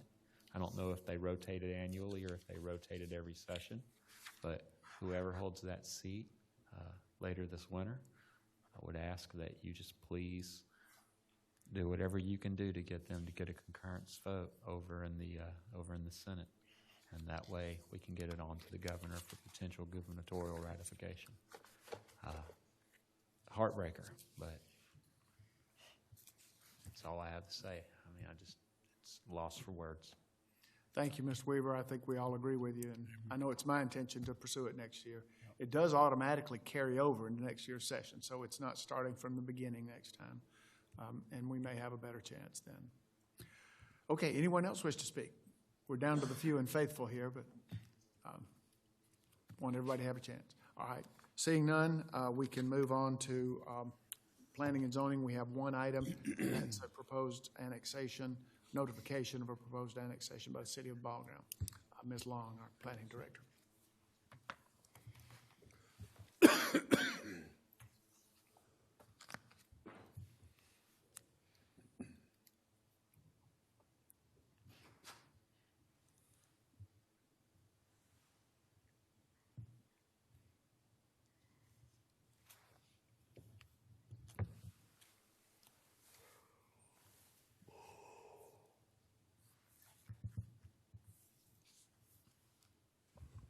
Good evening. The applicant for this annexation is Northridge Land Partners, LLC. The zoning change is proposed from AG to RZL. It's along Northridge Road and includes 8 parcels. It's a total of 63.84 acres. The proposed development is for 199 for-sale, single-family, residential detached homes. The future development map indicates neighborhood living and urban core. As with the City of Ball Ground, our Planning Commission will review this rezoning application on May 4th, 2025. We anticipate the City Council decision to be articulated on August 14th. Here's the property location of all 8 parcels. The railroad runs right along here, and then Northridge Road actually will come between these 2 parcels right here. Zoning is AG, as indicated on green here. The pink is the City of Ball Ground. And then our future development map shows neighborhood living in orange, and then we have one of the parcels that's actually designated as urban core. Here are the 8 parcels, and here is the proposed site plan. So the proposed site plan consists of 2 residential areas. We have Lowry Street indicated up here, and then we also have Northridge Road indicated in this lower portion. On the site plan, we have the proposed Ball Ground bypass. On the North Ridge component, there's a trail system that's indicated, as well as some amenities and some open space park areas as well. Along the site plan here, you can see the lot count as indicated by the colors, the sizes, 42 feet by 125-foot lots. There's 37 of those proposed for North Ridge. 46 feet by 125 lots, 81 of those in North Ridge. 50-foot by 125-foot lots, there's 45 up in the Lowry Street component. And then over here in the greenish color, there are 50-foot by 125-foot lots. There's 36 indicated on the site plan for the total of 199. This is the second site plan that our team has received. This was received on April 2nd. The detention pond was moved further up during some of the discussion with our staff members. Our comments are as follows. Planning and zoning, we did note this was in the growth boundary area. There's concern about topography and construction runoff that could impact our facilities. The density that's presented is 3.1 dwelling units per acre. Transportation has noted that the bypass is indicated on the site plan and it will be reviewed at the necessary time, and also noted the steep topography. The City of Ball Ground does provide water, but our team did have some concerns about having enough water and it meeting the water pressure capabilities along North Ridge Road. There was some concern as well on the proposed site plan for dead ends and also the apparatus being able to access the radius of some of these as well in the cul-de-sacs that are indicated on the site plan.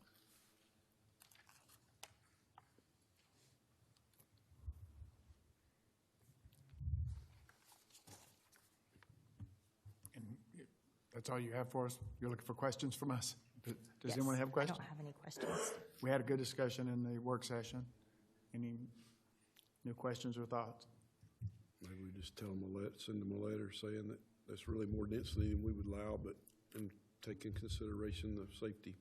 Yeah, I mean, we would normally include all the comments that we've received from staff, and maybe if you wish to add that one, you know, you mentioned density is 3.1. That might be a good place to insert a comment. You call it. Less would be better. Less would be better. I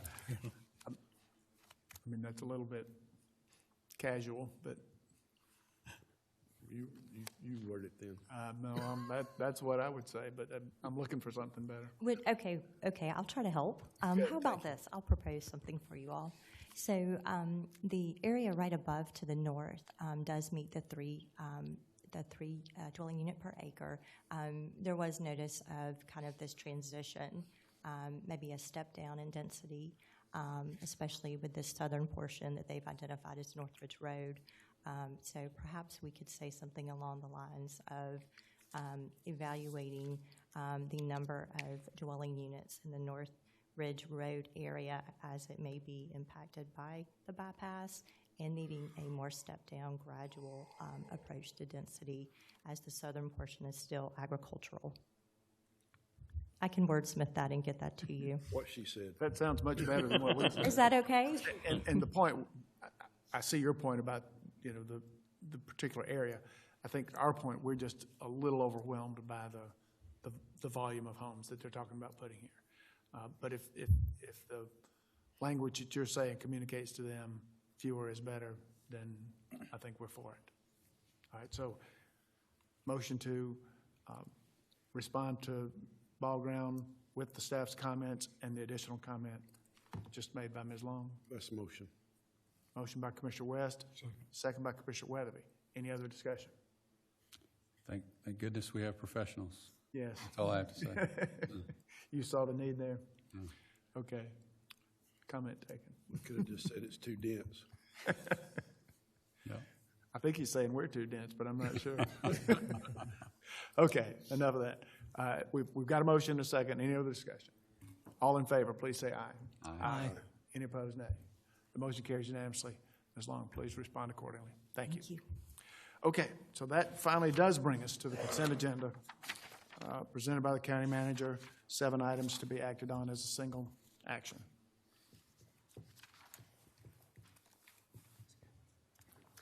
Yes, good evening. For consent agenda this evening, I've got 7 items for you to consider. First item, they consider a request to extend approval of the rezoning and special use permit for a distilled spirits package store for applicant Michael Farrar to December 31st of 2025. Item 2 is to consider a request from Fleet Services to approve the list of surplus county vehicles, equipment, and parts for auction by Jeff Dobson Associates at the annual county equipment auction to be held on April 26th of 2025. Third item is to consider a request from Fire and Emergency Services to authorize a budget amendment in the amount of $30,259.73 to accept annual state grant funds for EMS trauma-related equipment. Item 4 is to consider a request from Senior Services to accept a donation from the organization Stand Up for Seniors in the amount of $3,000 and to consider approving a budget amendment in the same amount. Item 5 is to consider a request from the District Attorney's Office to accept the annual Criminal Justice Coordinating Council Violence Against Women Act formula grant in the amount of $93,333. Item 6 is to consider a request from the SPLOST Roadway Department for approval of change order 1 to the construction agreement for the Batesville Road and Sugar Pike Road roundabout project with Backbone Infrastructure LLC for the installation of underground electric service for the roundabout lighting in the total amount of $11,540. And item 7 is to consider a request from the Animal Shelter for approval of veterinary services agreements. Questions, comments, or a motion on the consent agenda? Make a motion to approve the consent agenda as presented. Motion by Commissioner West for approval as presented. Second. Second by Commissioner Weatherby. Any discussion now? I got one thing to say about the lighting, the power for the roundabouts there at Batesville and Sugar Pine. How high are those poles planned to be? Standard streetlight pole. I don't know what that typically is. Reason being is for some of the houses around there. I mean, if the purpose is just to light up the roundabout. That's the purpose, is to light up the roundabout. Maybe somewhere around 14, 16 feet. That's max. typically, I was going to say 16 feet tall. Yeah. And these are street lights, so they shine down towards the Okay. roundabout. Yeah, that was brought up, some feedback from some of my constituents out there. So. I guess if you drove through any other roundabout in the county, it's the same type of light. You know, we standardized we like to standardize. So the lighting, like if you see at other roundabouts, is exactly the same. So say at Wiley Bridge and Cox Road, that house is right there at it, same type of lighting. Right, okay. All right, good question. Anything else? So we have a motion and a second. All in favor, please say aye. Aye. Any opposed, nay. Motion carries unanimously, and the consent agenda is approved. I thank you. That brings us to County Manager, item by item agenda. Under my portion of the agenda, County Manager portion, I have 15 items for you to consider. First one being to consider approval of an intergovernmental agreement between the City of Canton and Cherokee County to provide resurfacing and road repairs to various roads during its 2025 resurfacing project. Per this agreement, the county included roadways inside the city limits of Canton in the county's 2025 resurfacing program, totaling 4 miles. Per this agreement, the city will reimburse the county for the work completed in accordance with the amount of work actually completed at the estimated cost of $1,207,242. And then the county will agree to invoice the city for that work that's actually completed. The City of Canton approved this IGA at their meeting of April 3rd of 2025, identical IGA that was approved at the last meeting with the cities of Holly Springs and Woodstock. Motion to approve 12.1. Motion by Commissioner Carter for approval. Second. Second by Commissioner Ragsdale. Any discussion? All in favor, please say aye. Aye. Any opposed, nay. Motion carries unanimously, and this IGA with the City of Canton is approved. I thank you. Item 2 is to consider a request by CATS to transmit the FY 2026 Department of Human Services, or DHS, contract renewal application in the amount of $410,000 with a maximum county match in the amount of $2,605.29, and to authorize the chairman to execute the agreement if accepted by DHS. DHS provides operating funds to CATS for its demand response service. That service provides transportation for Empower Cherokee, Cherokee County Senior Services, Department of Family Services, and the Vocational Rehab. These are federal funds that are awarded to DHS by the Federal Transit Administration. Once the county transmits the application to DHS for review and approval, if it is approved, we request the chairman be able to execute the agreement on behalf of the county. Motion to approve 12.2. Motion for approval by Commissioner Ragsdale. Second. Second by Commissioner Carter. Any discussion? All in favor, please say aye. Aye. Any opposed, nay. Motion carries unanimously, and this transmission of the FY 2026 DHS contract for CATS is approved. I thank you. Item 3 is to consider a right-of-way mowing and maintenance agreement between Cherokee County and the Georgia Department of Transportation for the State Route 20 corridor from the Canton city limits to the Forsyth County line. As you know, the GDOT has completed the first two of 5 phases of improvements along State Route 20 between the city of Canton and the Forsyth County line. Those improvements include widening the roadway from 2 to 6 lanes and the installation of curb and gutter, sidewalk, and a grass median. GDOT only typically mows those areas 4 times a year. We experienced this in the State Route 92 corridor, where it looks pretty unkempt as you drive through the county. The county is proposing to mow this approximately every 2 weeks during the growing season, or 15 times a year with our mowing contractor. Agreement spells out the roles and responsibilities of both GDOT and the county for the maintenance of the State Route 20 right-of-way. Per this agreement, GDOT will still be responsible for all pavement maintenance and snow and ice clearing. Motion to approve 12.3. Motion for approval by Commissioner Carter. Second. Second by Commissioner West. Any discussion? I have one question on this. You mentioned 92, so I'll bring it up. I had asked a couple weeks ago, Brett and Stephen, about what are the requirements of the company that maintains 92, because there are some areas that it's in terrible shape. You know, the grass is fine, but the gutters get packed with junk and debris, and I see here that it does say, you know. Well, that's the county's requirement, so we would be responsible for sweeping it, not our contractor. We'd have to do that with the in-house forces. Right. So I'm saying, in here it says, you know, reasonable sweeping of, could we not have the contractor that does the maintenance do that? Or that's a totally different contract. That can't be done, okay. Yeah, that's a sweeping contract with a sweeping contractor. Okay. So I would assume that the same problems we have on 92 we'll have on 20 eventually. Correct. So I would just say that's something that I will talk to Public Works about. Need to think about that. We do have an in-house sweeper.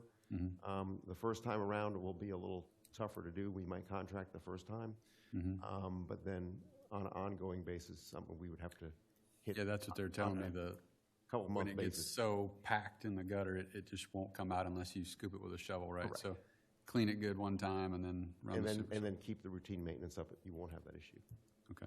So yeah, whatever we do on 92 or 20, we'll do the same on the other. Sounds like a plan, but definitely is needed down on 92.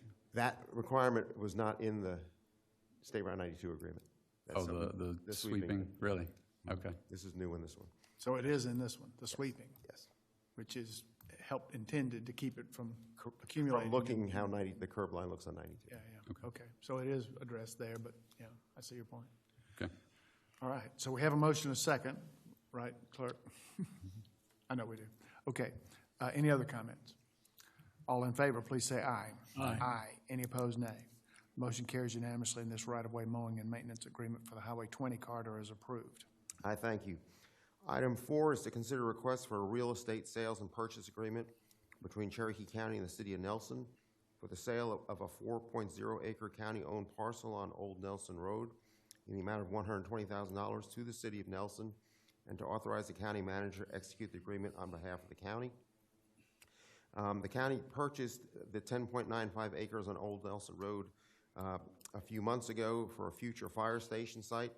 The intent of that purchase was to preserve the front 5.95 acres for the fire station and then sell the rear portion of the parcel, or 4 acres, to the City of Nelson for its future public works building.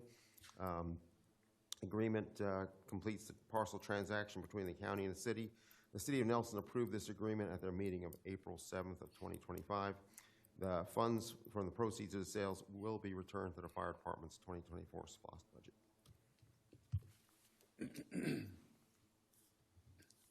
Motion to approve 12.4. Motion for approval by Commissioner Ragsdale. Second. Second by Commissioner Carter. Any discussion? All in favor, please say aye. Aye. Any opposed, nay. The motion carries unanimously, and sale of this 4-acre parcel to City of Nelson is approved. Thank you. Item 5 is to consider a request from Information Technology for the purchase of network switches for the Bluffs Administration Building in a total amount of $81,382.24. The existing network switches at the Bluffs are scheduled for end of life by 2025 year end. This upgrade is mandatory to maintain the county's compliance with its cybersecurity insurance policy. It is a budgeted item in the IT department's 2025 budget. Motion to approve 12.5. Motion for approval by Commissioner Weatherby.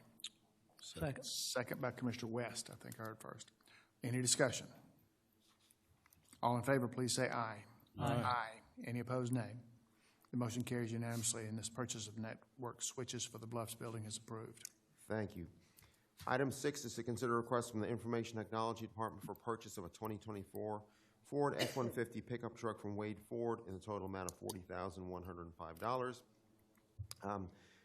IT is requesting to purchase this pickup and receive quotes from 3 vendors, with Wade Ford being the one who has the inventory in preferred colors, also the low proposal.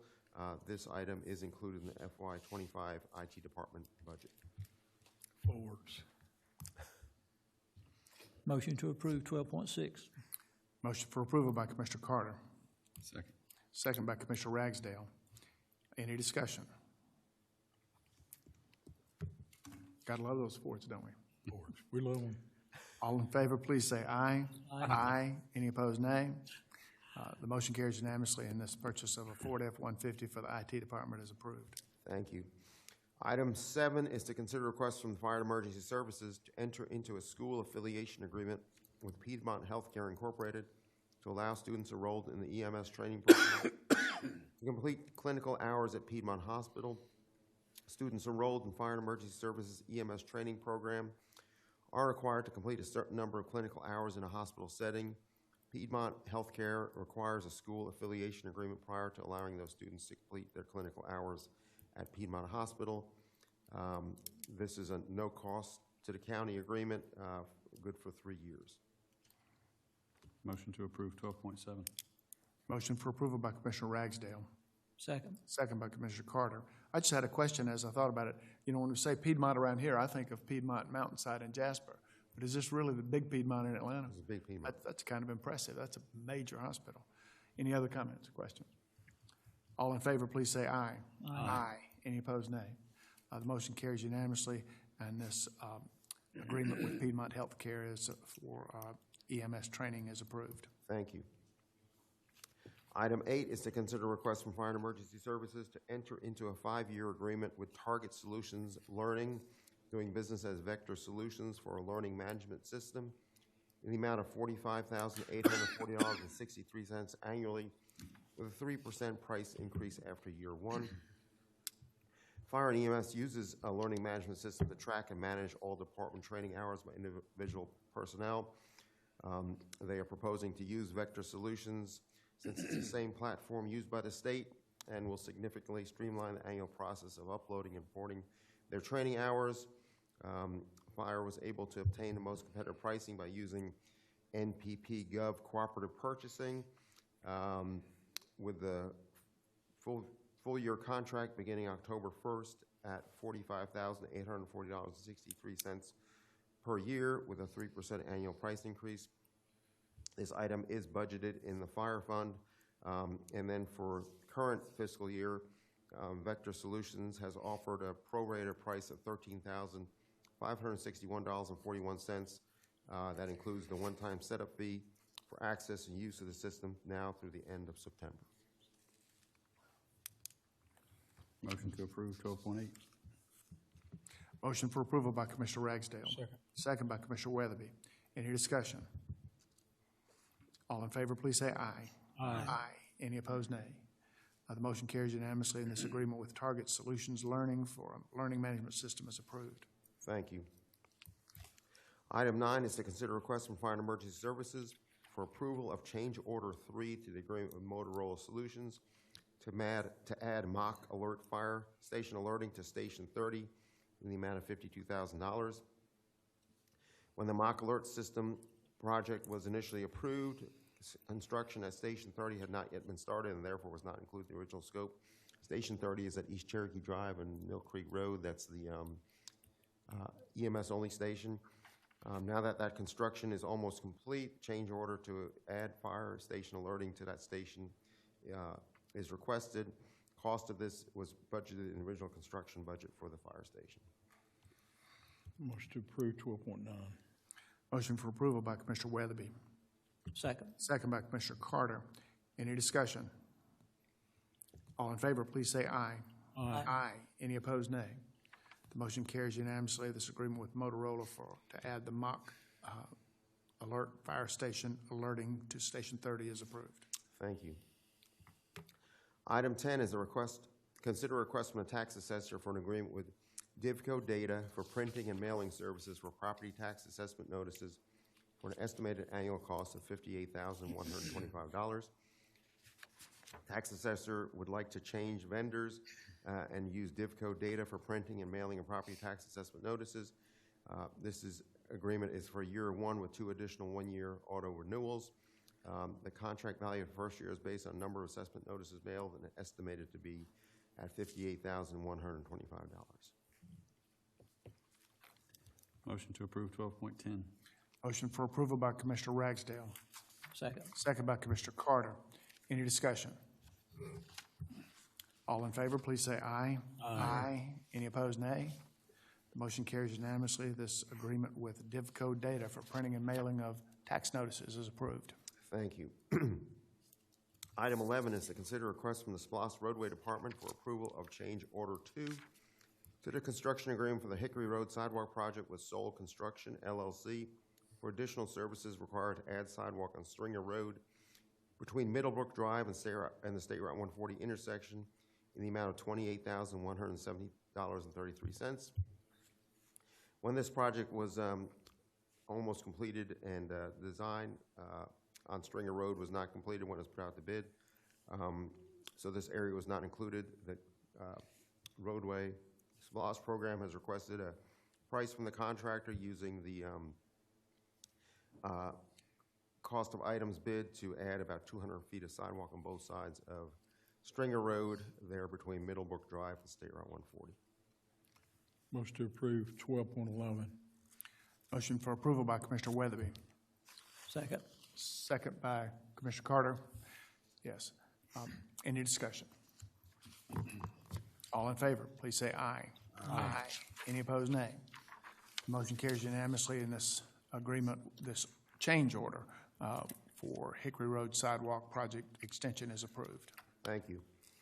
Item 12 is to consider a request from the Splost Roadway Department for approval of change order number 1 to the construction agreement for the 2025 resurfacing project with Allied Paving Contractors Incorporated for addition of 4.559 miles of roadway to be resurfaced in a total amount of $817,561.61. This project was awarded at the last meeting.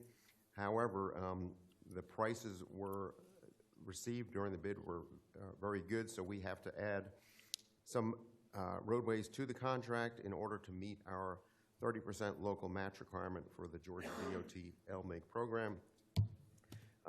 Public Works is proposing to add 4.559 miles within a Town Lake Hills East subdivision to that project. Allied Paving Contractor has submitted a price quote of $817,561.61. That's based on tonnage and mobilization. and is based upon the contract bid unit prices. Motion to approve 12.12.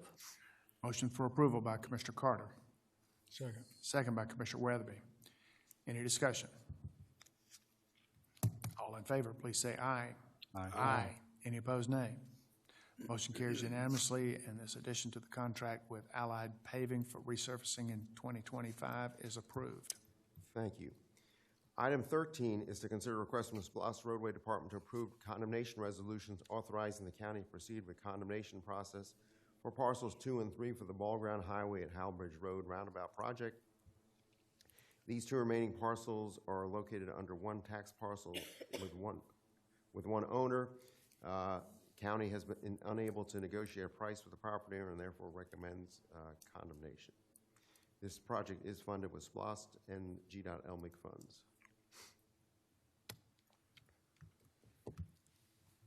Motion to approve 12.13.